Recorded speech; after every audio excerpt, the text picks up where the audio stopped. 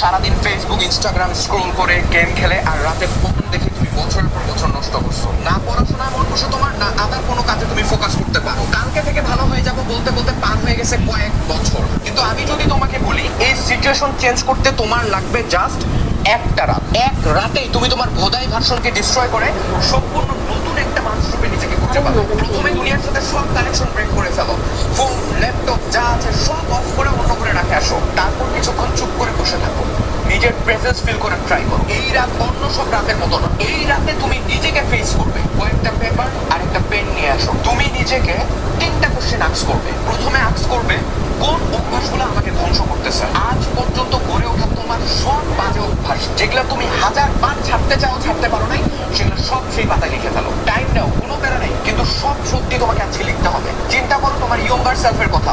সেই স্বপ্নবাজ ছোট বাচ্চাটাকে